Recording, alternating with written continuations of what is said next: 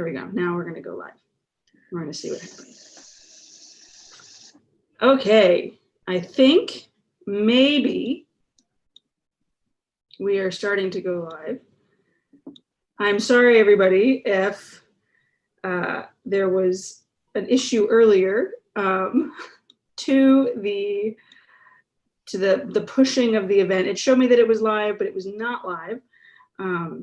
So I'm sorry about that. And now I'm not even sure that it's working again. Oh, I got a thumbs up from my sister. Is it on? I'm getting text. We are live. Okay, here we go. We're going to start over again. The conversation we were having just amongst the four of us was excellent. I'm so sorry you missed it. We're going to redo it. We're going to recapitulate that conversation and have it all over again. I'm so excited. Welcome back to Ave Explores Live. We'll go a little quicker to get right to our awesome guest tonight. We have three incredible people who are joining us this evening to talk about a topic that I actually don't think we talk about enough in the church. And that is the beauty and the gift of the single life, which is a unique opportunity and calling within the universal call to holiness within the body of Christ. This whole Catholic Family Life series, we are really trying to unpack and explore what it means to be a Catholic family. And oftentimes we have that cookie cutter version, you know, a couple parents, a couple kids, nice house in the suburbs, but Catholic family life is much bigger and richer than just that version. Technically, that's the version I'm living, and it's beautiful, but there's so many other beautiful ways to seek holiness in community, to seek holiness as a family. There's this weird phrase that gets thrown around, and we're going to unpack it tonight, this season of singleness phrase, where people just automatically assume you're only single for a ... period of time. When in reality, the single life has a lot of fruitfulness. The single life has opportunities for sacrifice. The single life is a beautiful chance to give back to the church in a unique and beautiful way, and to give to others in a unique and beautiful way, while at the same time experiencing the joys and sufferings of life. And so we're going to have that conversation tonight with three people that I think you're really going to love. As always, this is part of our whole Ave Explores series on Catholic family life. You can subscribe to the whole series, articles, videos, podcasts, more Zoom live calls that we'll properly put on Facebook at the right time. I feel like that just had to happen today because my family evacuated from my Category 3 hurricane. I'm in my papa's office in Alexandria, Louisiana. Of course the tech wouldn't work right away, but it's working now, and we are live on Facebook, live on YouTube, live on Vimeo. Thank you for being here. Subscribe to the whole series if you would, and join me in welcoming our guests for this evening. So that they're each going to come on and introduce themselves. First up, we have my friend Jessica McMillan. She's in Phoenix, Arizona, a writer, a speaker. She works in ministry. So Jessica, thanks for joining us on the show. Here she comes. There she is. Wow. Okay, take it away, Jessica. Hi, so my name is Jessica McMillan. I'm originally from Mississippi, live in the Southern life there. Now I find myself in Phoenix, and I'm loving the desert life out here. So I am, as Katie mentioned, a writer. I've dabbled in speaking a little bit, and I have pretty much my professional career has been in ministry since I was in college, elementary, middle school, high school, RCIA, adult ministry. And so I'm currently kind of taking a breath and figuring out what that looks like for my life, and how to move forward and kind of pivot during these wild times. And so, yeah, I think a little bit about kind of where I'm at in terms of single life. I very much, I think kind of the story of a lot of young women that I've talked to is like found myself in this place and kind of dreamed of something different for my life for a period of time, but would say now I'm absolutely grateful for the gift that this life is and where I'm at now, and kind of the journey that's taken me on. So that's me. Thanks for joining us tonight. Mm-hmm.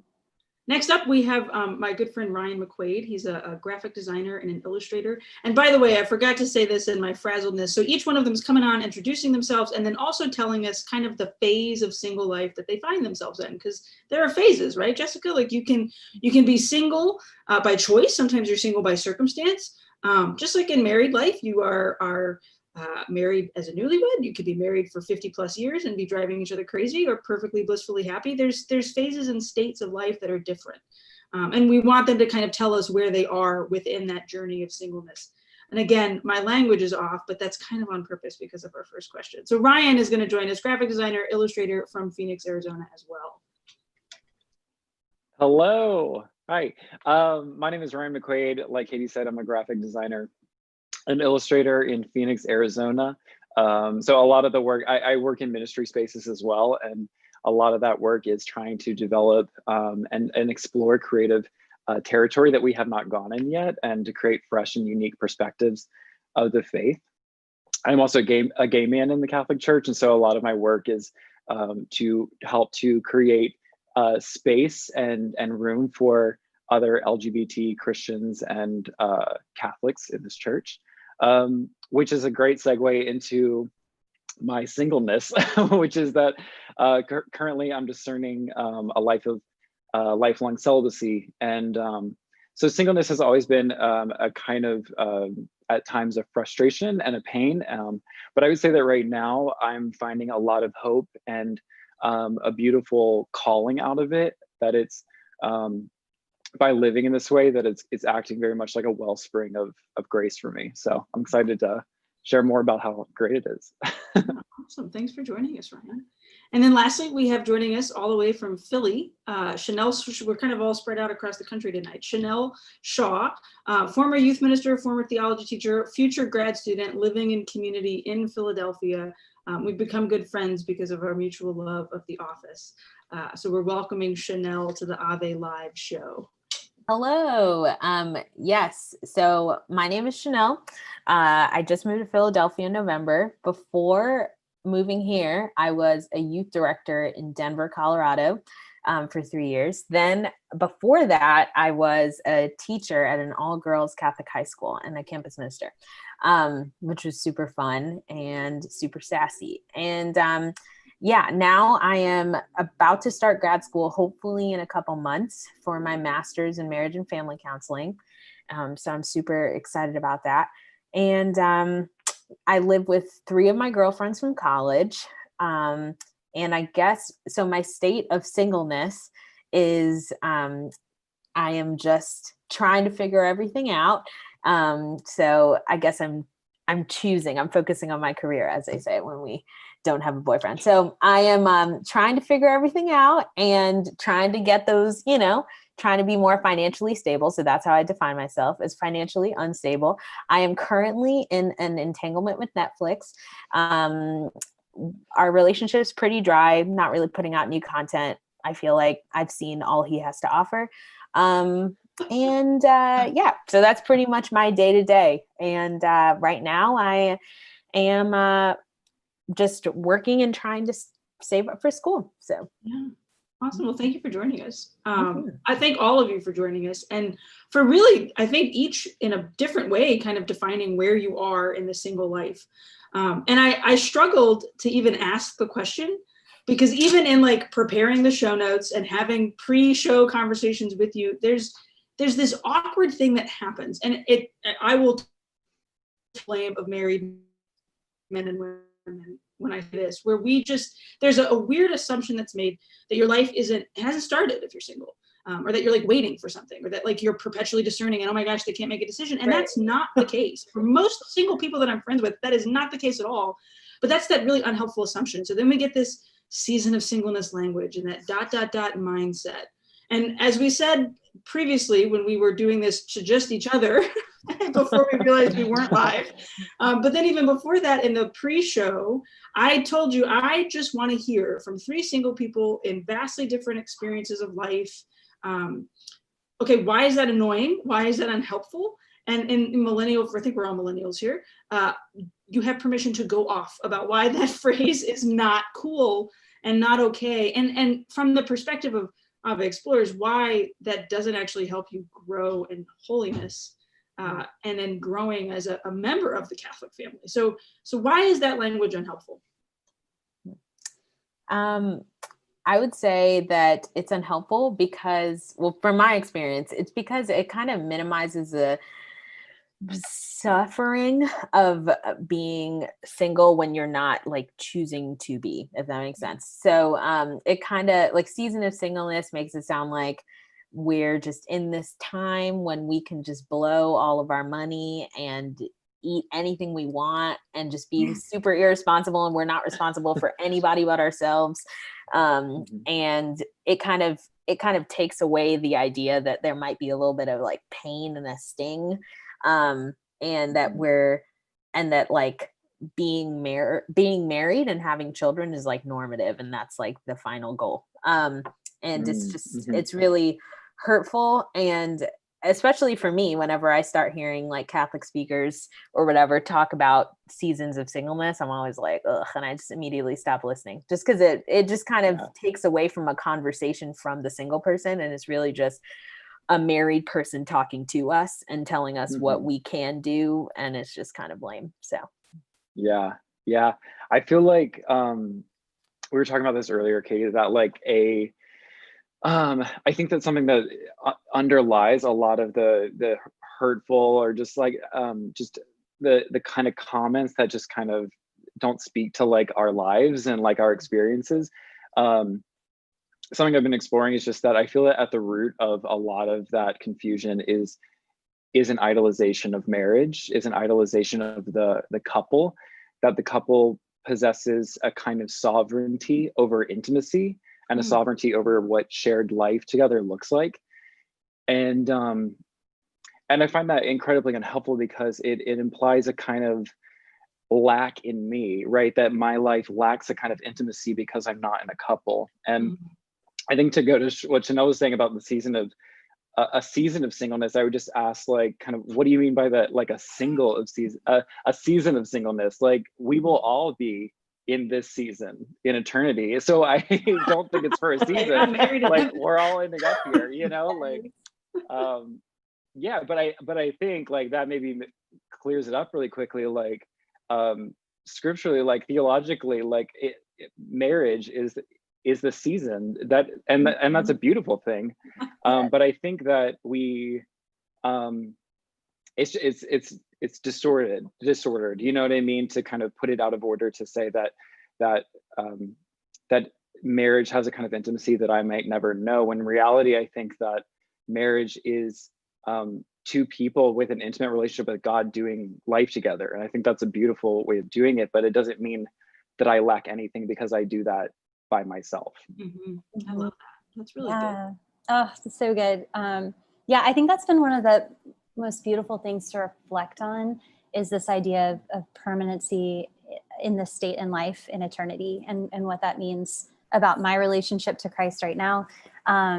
But yeah, I was thinking about this, and just kind of I think I've gone through many phases of experience, and like where I'm at in like my headspace in terms of being like a single person in the church. And a lot of that, I mean, it's gone through phases of like longing, and through phases of acceptance and anger, and like all of these things. And I think a lot of that, I mean, I could list off all of the different things that have been unhelpful, but even in times where I found like things to be helpful, like, I mean, I've had people say like, oh, you're so great. Like, why don't you have anyone? Like, why no one wants you? Like, that's crazy. I can't believe this person wouldn't. And it's just, all of that is so unhelpful, because even in the times where I was like, yeah, like it's their problem. Like something's wrong with all of the men out there and not me, right? That it had to place a blame on someone, that this life that I have right now is not a gift given to me by God. And that every day that I'm living is a gift that is given to me, and that there is a purpose for it, and something to be, just something to be soaked up. And I think I have known and like perpetuated kind of a culture of clawing out of single life, rather than just embracing it. And I don't know, it's not that the phrases that I'm thinking of sound really weird, but just really living each day and each moment and what it offers. And that has been one of the greatest gifts, is to just even be able to name it as a gift, because I know so many people that refuse to do that. Yeah, I mean, there's like this woundedness that, and that's not to say that you're not allowed to feel wounded as a single person. Every person does experience suffering, right, Chenele? Like, that's not a married woman that's pregnant with a toddler doesn't have the lock on life being too hard. Like, we all have challenging moments. And it's almost like, it sounds like, as a married person hearing this, it sounds like what we've done, like you said, Ryan, we've tried to make that the ideal, versus recognizing, well, no, the ideal is actually intimacy with Jesus. And in any relationship, married intimacy, familial family relationship, friendship with Chenele and I's friendship, like we're called to bring each other closer to Jesus Christ. What then do you think single people can uniquely do in that pursuit of holiness, both for themselves, but then in a unique way for the body of Christ, like the sacrifice that single people can offer and give to the church? We had Nick Sharapa and his new wife, Riley, on the podcast last week. And Nick said something really cool where he's like, as a single guy dating around, but single, like not in an intimate personal relationship, pursuing marriage, he was the guy that always committed to helping friends move because he could. He didn't have kids. He didn't have a house that he had to take care of himself, so he could do that. So what are some ways that you think that single people bring real giftedness to the church that we need to recognize and acknowledge more? I definitely think oh, sorry, you go ahead. Go ahead. Oh, okay. I definitely think that being able to give to others in that kind of like in the time way. So when you have a family in marriage, you have your family that's given to you, right? You have like your husband and children if you have children.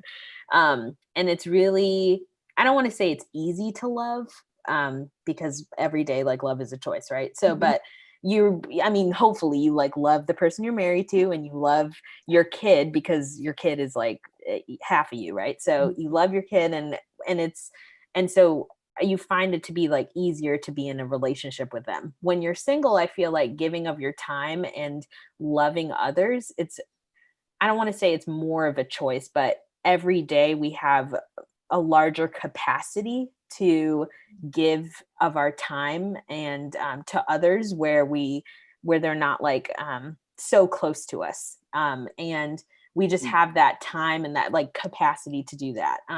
Like in a way, like with your friend helping people move, he's able to do that. Or like with me, I can listen to my roommates talk about their jobs or their families or things that are bothering them for hours and hours and hours. Whereas my married friends can only listen to me talk about that stuff for maybe 15 minutes before they have to feed a baby or their husband came home or whatever. So I think the gift that we can give to the church is just with our time and our capacity to love and on a larger scale, because I think when you're married, you're very focused on your family, which is important. But when you're single, you kind of have a larger capacity to intake more people. Not to say that all we have is free time as single people, but I think it's really cool that we can just receive more and give more of ourselves in that kind of personal way.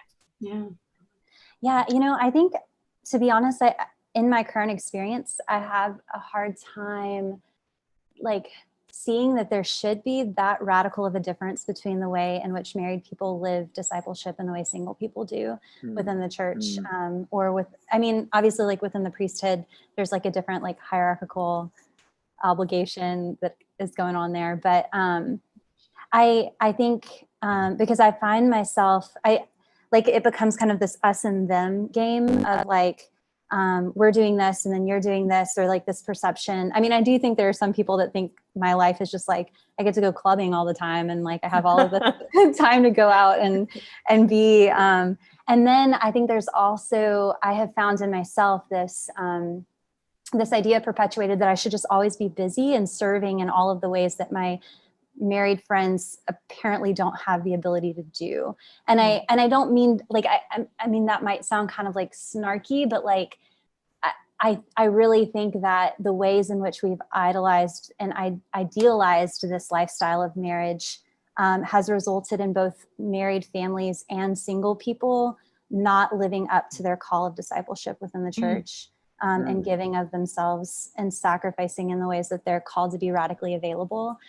Because I know that like my married friends are radically available to their families, to their children. Like I'm radically available to John down at the dog park, who is an elderly man that I see every Saturday, or the people that I encounter in my neighborhood or my neighbors. But I think where I struggle is that I would never want that to change if I were to get married, that I wasn't radically available to my neighbors.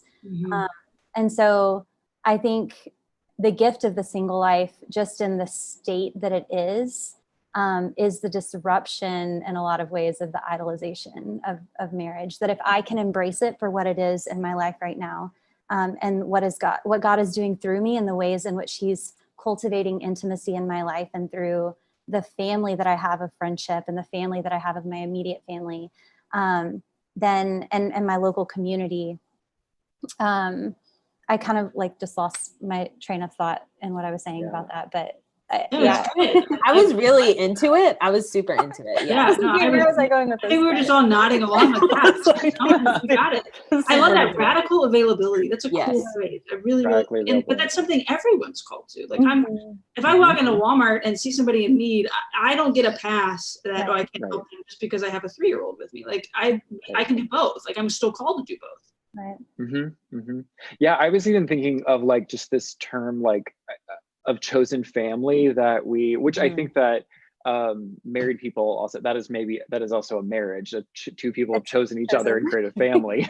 but I do think like we are available to the Spirit to go and build family where families need to exist as well. But I would echo kind of what Jessica said as well, because I think married people, I would like invite them to challenge the suburban lifestyle dream that we are all raised in, which does imagine holiness and family, right, existing in your lawn, right? and any one who comes into that is a guest into the family. And I think what I'm finding through living this life is that Jesus really eradicated the lines of family, and we cannot call anyone not our brother or not our sister, but I'm still waiting, and I think that Jessica made a really good point. I'm waiting for that to happen. I'm waiting for that to materialize, where we are as a community and as a church, married and unmarried, fighting the temptation to isolate ourselves into apartments or suburban homes, or and try to find this unfortunate balance between the American dream and the gospel. I would just rather us drop that and just live full gospel. Can we dig into this? Because I like this, like this idea of when my husband and I moved from we bought this little cottage downtown as newlyweds, loved it because of the front porch, and you could sit on the front porch and people would walk by, and there was this neighborhood thriving, right? And then when we bought our new house, we recognized this was a backyard neighborhood. Like we have a huge front yard with nothing in it except grass. And nobody hangs out in the front yard unless it's a hurricane and you're all having conversations about when are you boarding your windows up, like we did this morning. First time I've talked to the guy that lives cat-a-corner to us in a year and a half. Ryan, you're saying something here. It's almost like we need to be radically available to one another in community, and single people can lead the charge in doing that. Can you tell me how? Because I know there's going to be married people watching this going like, okay, but does that just mean I like leave my front door unlocked? Does that just mean that like we go to every parish event where single people sometimes don't show up because they feel like that event? Because let's be real, parish life is geared to teens and married families. Like how do we do that?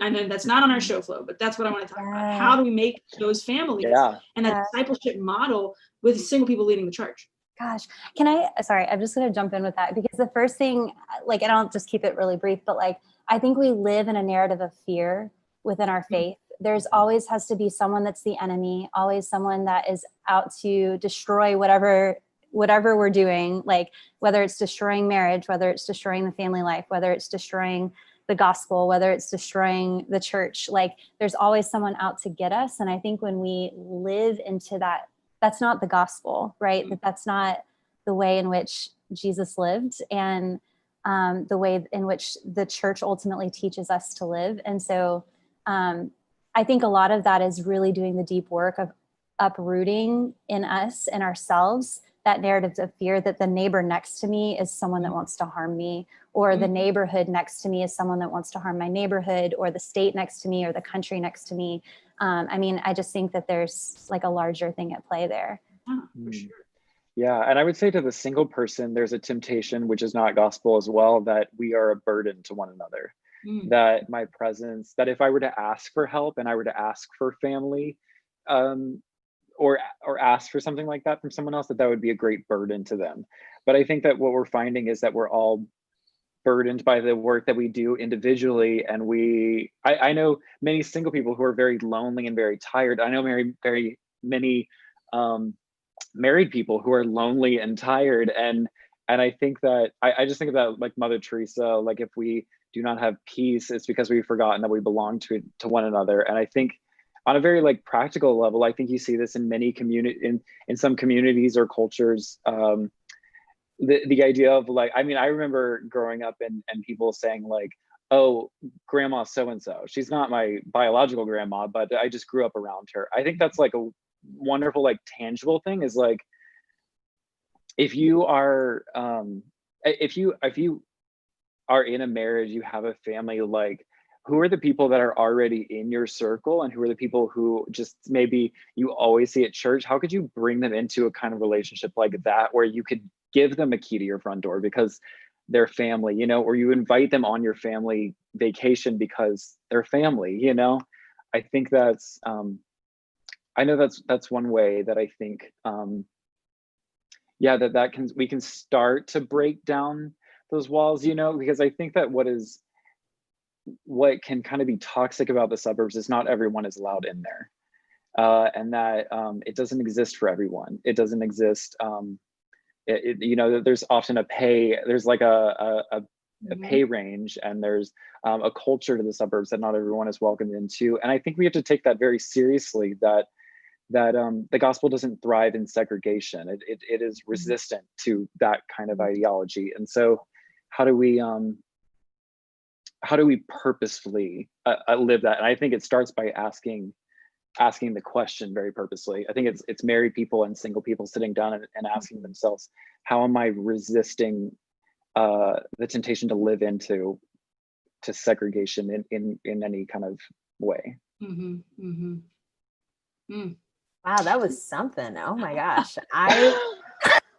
I'm so shook. Yeah, I'm so shook. I think wow, I saw something on YouTube like a few years ago that I always sat with, and it was this couple, and they were like married couple, and they were talking about how every week they have all of their neighbors that they just encounter over to their house for like dinner. So they have like a big backyard and like a modest size house, and they just invite everyone over for a potluck, and they're like, hey man, you know, you can come over, you bring your kids, we all have kids at the end of the day, whatever, kids play with each other. Let's just eat super it's not like I think sometimes we get caught in, at least as like a single person, sometimes I feel like we get caught in like everything has to be purposeful and intentional. Like everything, like you can't invite other people over to your home even to share a meal unless you're having a Bible study or you're having and it's like, dude, just like exist. I think we've forgotten how to exist around each other and just be in each other's presence. And I remember when I saw that video, it was so cool because it was just people existing, and their neighbors weren't Catholic. Some of them were, some of them weren't, some of them were atheists. And they just were like, you know, whatever, just come over, we'll share a meal, we'll be with each other, we'll love each other. And I think we're all, like Jessica was saying, it's like we're all called to relational ministry. But we forget, you know, because I think from my perspective, it's like a lot of single people, once they get into a relationship and then they're married, it's kind of as if you found your complete self, right? And you don't really desire anything else. Right. And I like to compare it to, even like now I'm 27, and there have been many moments where I'm like, I don't need any more friends. And I'm not even saying that to be like rude or sassy, but it's like, you know, when you meet people or you have to go to things and you're like, I don't really need more friends. Like, I'm fine. You know, it's like, I don't want to talk to this person. Like, I'm good. I have 4 people in my life that will call me if they don't hear from me in 5 days. And like, that's enough. And so I think like there are moments where we forget that we belong to each other, and that relational ministry is like each of our responsibilities. And I think there are a lot of moments where single people kind of had to carry a lot of it. by either being constantly available. So like I was saying earlier, it is cool that we're able to give of our time. But then the flip side of it is that the idea that we're constantly free, like you can FaceTime me at any time, or you can show up at my house at any moment because I don't have a baby. It's this weird like idea, you know, so I don't know. I think there definitely needs to be a balance. And I think that there needs to be a rediscovery of us just being able to like exist with each other and be comfortable with each other, just being in each other's presence. And even if that just means eating, even if that means watching a garbage Netflix movie together, it has to have no purpose rather than to just, I just want to be with you. And as like Christians, we just need to be more comfortable. Like an evangelization effort can be just being in someone else's presence. That can speak more to who Jesus is to that person than you cracking open a Bible to them. So something really, I love that. Something I was thinking about that's really like touched me as a single person has been, I think like being invited into families' traditions. And that sounds like really like a big thing, right? But I think just to illustrate how simple it was for me was there's a family here in Phoenix that I'm very close with that I love very much, the Stanleys. And they asked me if I would tuck their daughter in, read her a bedtime story, and go through the kind of bedtime routine with her.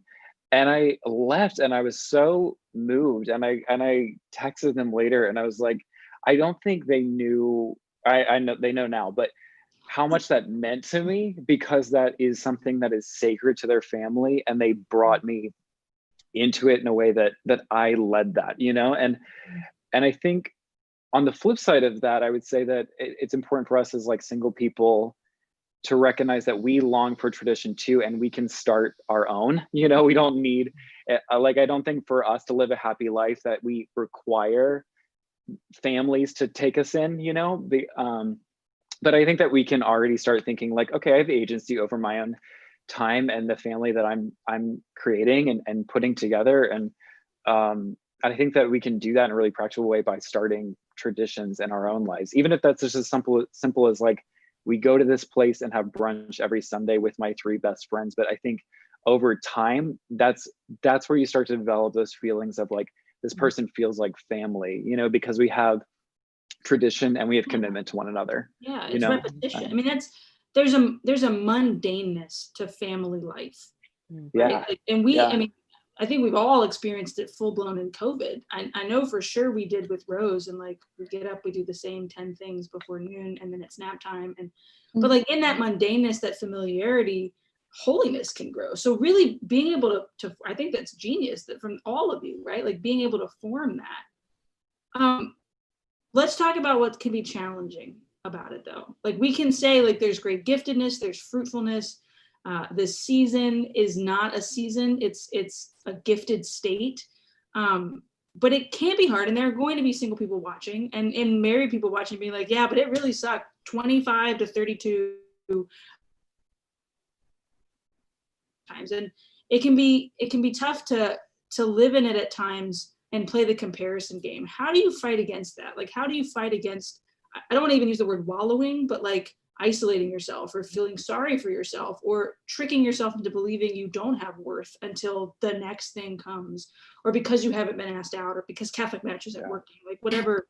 Like, how do you, well, and it's kind of like people used to joke with me like, oh, we're going to set you up on Catholic Match. We're going to put you on the dating website. I had a student do it one time and it was like, well, maybe I'm okay with not dating right now. I wasn't. Also, those people are not your friends because they're not your Catholic friends. Match is not great. Yeah. Well, the student that did it, he's my friend now, but that was years ago. But how do the 3 of you in your personal life avoid playing that comparison game?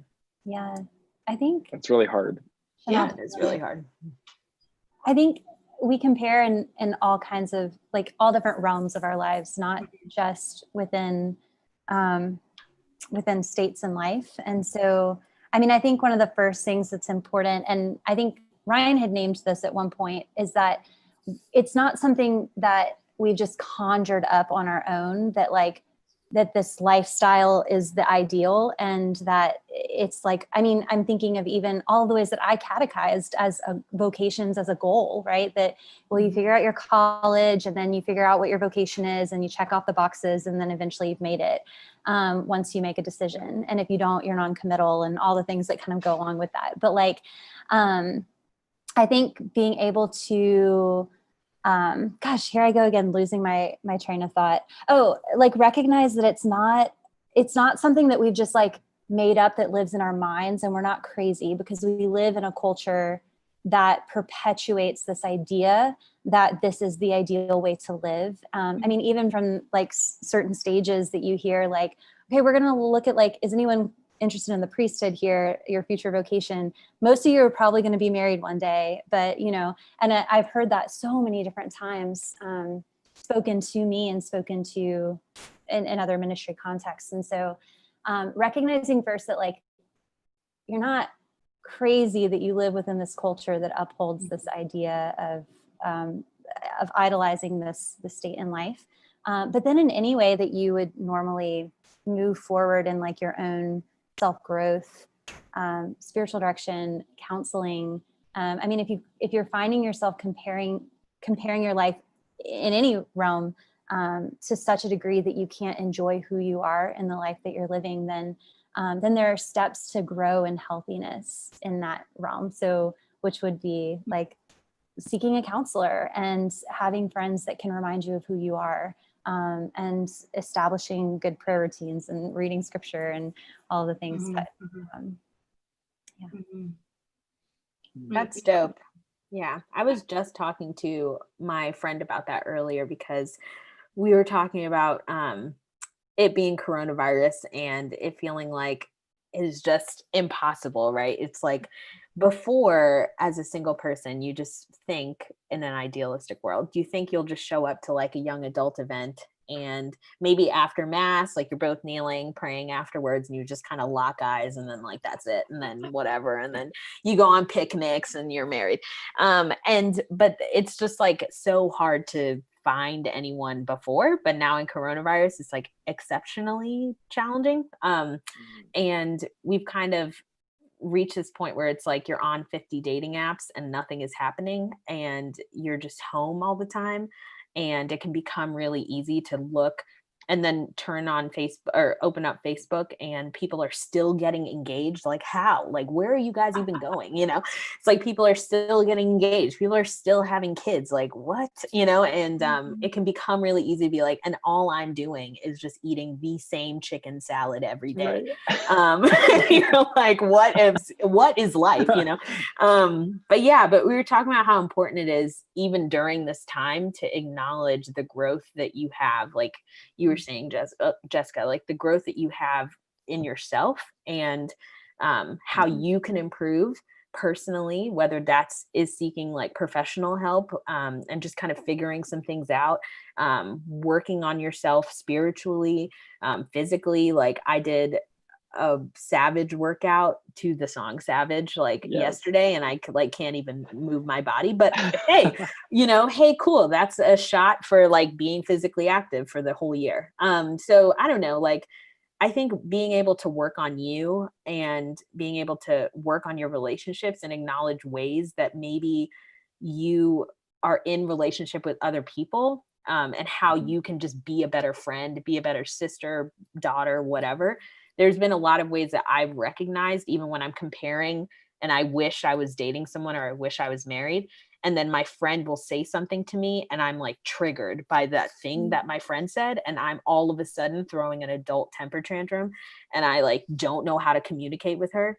And I reflect and I'm like, dude, that's really unfair. And imagine if I was married and I couldn't even like leave that, like I'm just in the house with that same, like I can't even imagine. So it gives you opportunities to even work on how you relate to others, And I think when I compare, I just kind of pull myself out by thinking, at least I have an opportunity to kind of like self-improve, if that makes any sense. Yeah, I feel like comparison is going to happen, right? Like, I mean, for everybody, but I think just to the uniqueness of a kind of a singleness the comparison between single and unmarried is that we just don't have this conversation a lot, you know.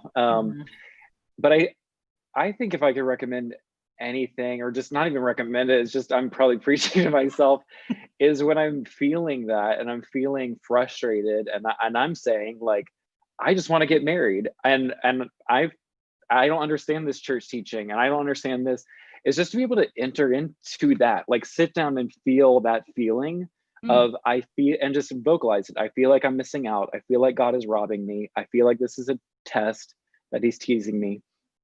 Because I think that we don't, too many times I've rushed past that and I've just been like, well, because I think here's this huge temptation too, is I just want to like puff myself up and just be like, well, I'm just stronger and I don't need it. And I'm not like those married people. And it's like, that's not helping. That's just makes me a jerk, you know? But I think to be able to like just feel it and cry and be upset and rage and call your other single friend and say, they don't get me. And I think just feel it, you know?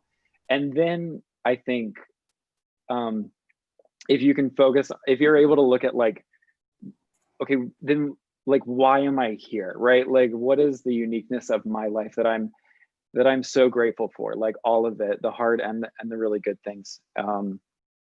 Yeah, I think that we have to combat like the kind of vocation conversation, which has us in very simple, like easily defined lanes, right? Where we can just like pinpoint people and figure out what talk they're going to go to. And if we can just like figure out your state in life, then I can tell you what the gospel means for you. And I think in the like LGBT plus community, Christian community that I found like through Eden Invitation, that is a whole group of people that are like, I don't think that works for me. I don't get that, like, you know, and trying to figure that out. I mean, you have bisexual people in mixed in opposite gender marriages, right? And so I mean, marriage is absolutely an opportunity for people, and mixed orientation marriages and all of this. So I think it's like, if you're feeling burdened by the vocation conversation and your life is not playing out like the speaker that's on the stage,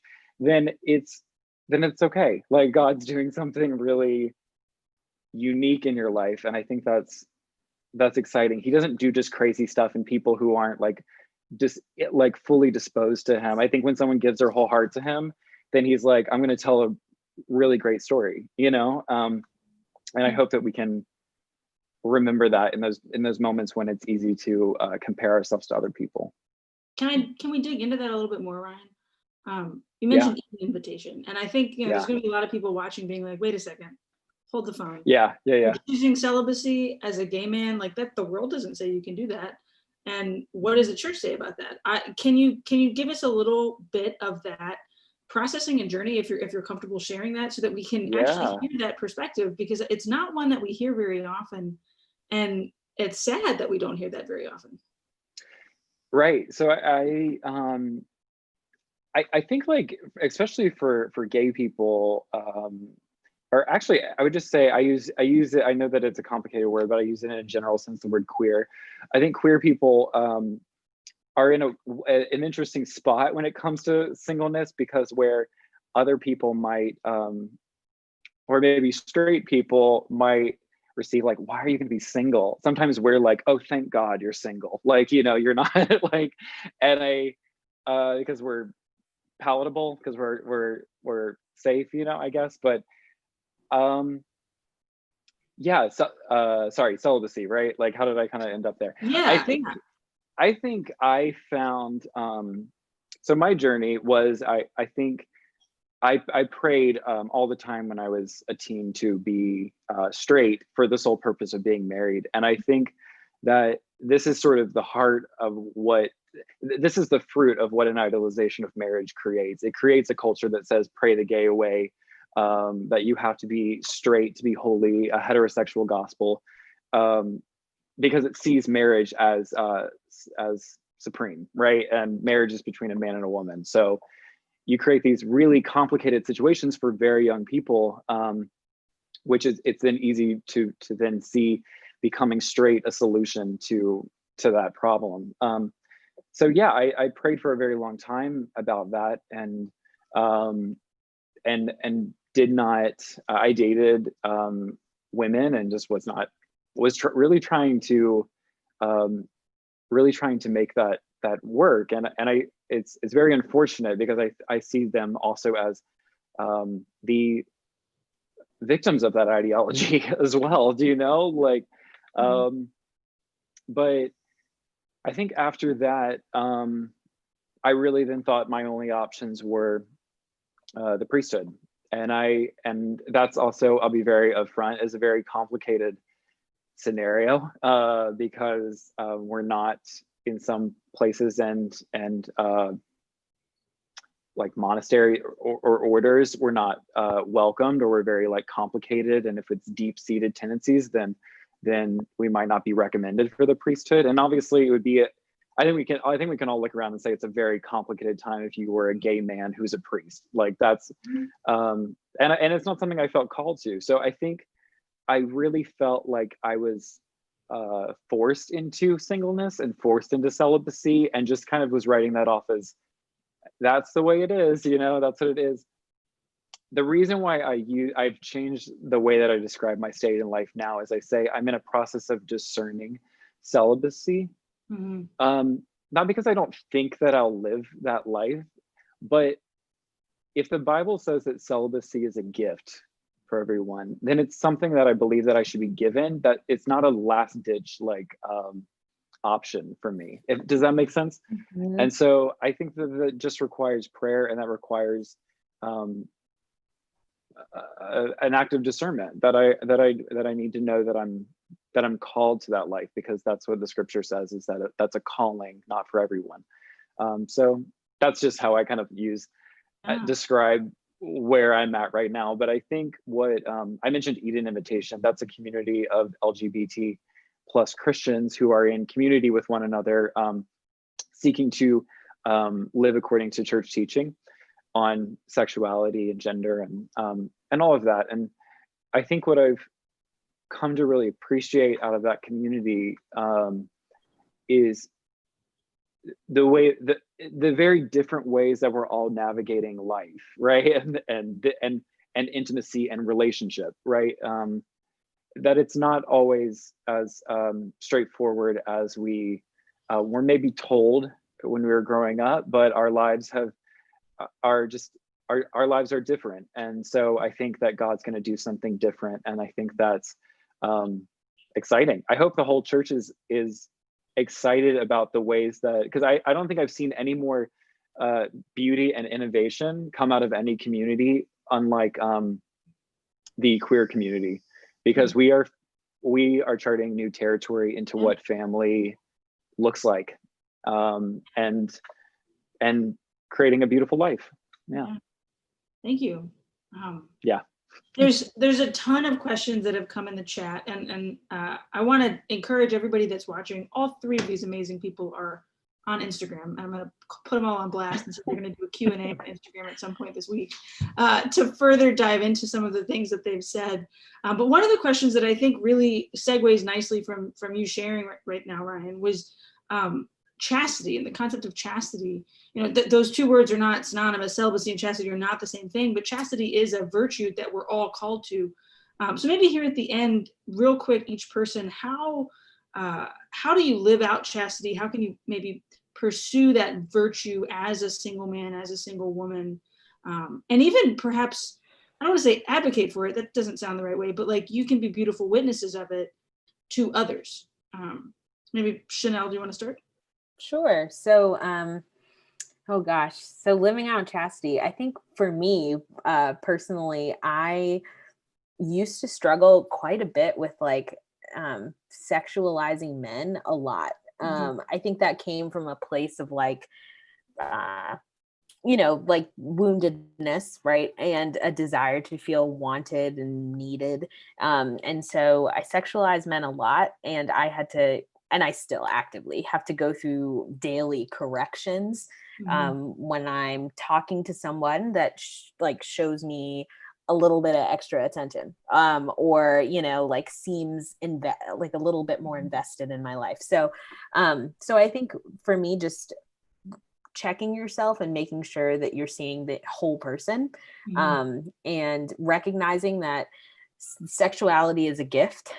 Chastity is something that we're all called to, and that seeing the whole person, seeing the gift of their sexuality and who they are is great. But then seeing it in the order of they were created in the image and likeness of God, not just as something that is for you to have. And so, yeah, so that's just something that I do to try to live chastity every day, whether that's like maybe turning off that episode of The Bachelor, or, you know, or stopping myself when I like, you know, want to do a double take if I'm like, you know, at the pool or whatever. And so, yeah, so. Thank you. This is maybe off topic. I don't know why. I'm just thinking about this though, is that I think like, it's just really important to say, like, as a single person, I think that we can really not be aware of that we lack physical touch in our lives. Do you know, in that like you could kind of fall into a lifestyle where like no one hugs you, or you're not, I mean, especially during quarantine, I feel like so many of us are by ourselves for months, you know? And I think, I don't know, that's a weird thing to start to go off on about chastity, but I think like we can sometimes, I guess, here's why I'm saying that. We can sometimes take intimacy and physical touch and shared time together, and we can throw it all under this umbrella of romance, right? Or like that belongs there. And so it's holy and it's a good thing that I'm not that I'm lonely. This is just what singleness looks like. It's just the cross that comes with singleness, is that no one hugs me, no one pats me on the back, or I don't touch or have any kind of intimacy with anyone. And so I think, I don't know, that is just like, I would love to separate those two and just be like, chastity does not mean that you don't have intimate time where you're seeing someone and they're seeing you, and you're sharing your heart with somebody, and there's you're hugging one another. You know what I mean? Like if we could break that from romance, I think then actually chastity would be a much more it wouldn't seem like such a hill, right? To be climb. more enjoyable if we could just I get that. Right. Because we sexualize everything in our lives. Like we need to stop sexualizing any intimate, like a pat on the back, or like if I were to hug you, Ryan, like I'd be hugging you as a friend, right? But like that's an intimate thing still. Well, we can cross the wires, right? We can just be like, oh, this is just single me again, wanting sex, wanting a romance, right? But it's like, maybe you just want to be in the same room as somebody else and you just need a hug, you know? Like that might be what you need, you know? I don't know. There was about a year ago, maybe a little over a year ago, my grandmother had just been put into a nursing home, and I was on a plane flying to somewhere, and like I'm getting these text messages and getting these pictures, and it was really hard to get this news when you're sitting in a seat by yourself on a plane surrounded by people. And I started tearing up, and the woman across the aisle just reached over and grabbed my hand. No idea who this woman is. I will never see her again. She did not speak a word to me, but she held my hand because she saw somebody crying. And it was like the probably the most intimate thing that happened to me that week. So you're 1,000% correct, Ryan. And I think that's a really beautiful thing for the person that asked this question. That's, I think, something to ponder on. Jessica, do you want to kind of round us out on that question?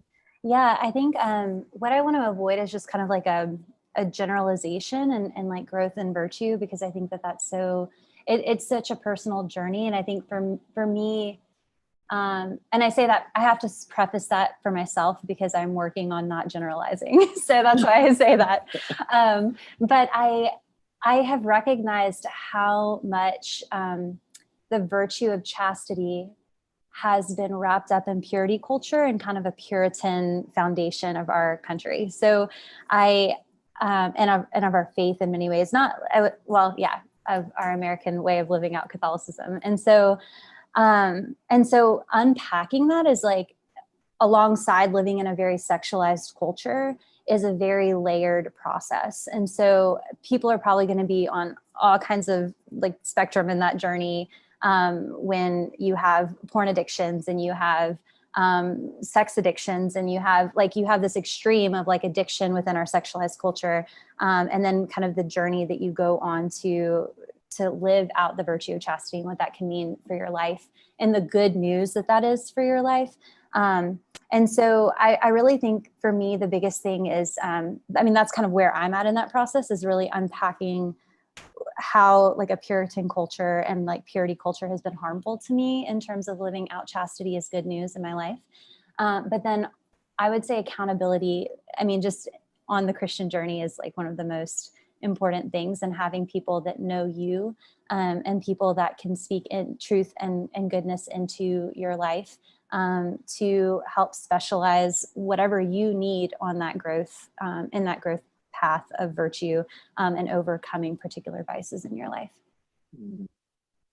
And we could keep going, but there's an IGTV limit that I have to, honor tomorrow when we upload this. So we're going to, on the way out, I'm going to kick you each out of the Zoom call, but on the way out, I want you each to tell me your Instagram handle or Facebook handle, or where we can find you and the work that you're doing. And again, thank you both, all three of you, so very much for sharing your hearts, for sharing your time, for answering more questions in your Instagram that all these people are going to go follow later tonight. So Jessica, where can we find you? Yeah, so I don't do a ton on social media, but you can follow me there, and do some things we'll pick up. But my handle is J McMillan, McMillan 001 on Instagram. And then some things to look out for. I have plans for continued writing on this particular topic and ways to live that out. So you can kind of keep a lookout. I'll probably post some things on Instagram about that once it's time. Good stuff. Thanks for joining us. Yeah. Ryan? Yes, you can go check out my art on Instagram at RyanMCQ, and you can check out my hot takes on Twitter at Ryan S. McQuade. They're very spicy. I love them. Very spicy takes. Yeah. Thank you, guys. Thanks for joining us, Ryan. And then Chenele. All right. Well, you can find me at Chenele _K on Instagram. You'll probably find me talking about mental health or eradicating racism from our church and our world. So that's not me laughing at. That's the task that we're yeah, very well. So yeah, so that'll be me. Awesome. Thanks, Chenele. Thank you. We could have kept going, folks, and I kind of want to just keep my mind off a hurricane, but I also think that there's so much more conversation to be had. And I love the fact that there are questions that came up in the boxes that sometimes we brought them up in our conversation. I hope that conversation continues in your communities, amongst your friends, maybe even with your family, married people, single people, priests, religious brothers and sisters. Of course, this will be shared and archived onto our Ave Maria Press Facebook page. You'll also be able to find it on the YouTube page, and we'll post it tomorrow to Instagram TV, IGTV. That's where we usually get a lot of our views, and we love that because the conversation then begins to happen in message boards, and people continue to unpack these topics.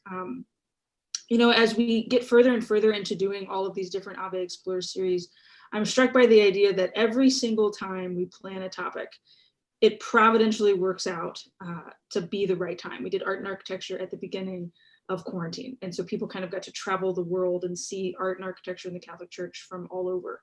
And then we did social justice at a moment, faith in action and social justice at a moment when the world really needed the church to say something about injustice and to say something about loving people who find themselves marginalized and oppressed. And now we're doing this Catholic Family Life series at a moment when families have been together for months. And now, as we're all re-emerging in slow ways back to the world, we can continue to recognize ways that our family has grown, to recognize ways that our family can continue to be beautiful witnesses to holiness.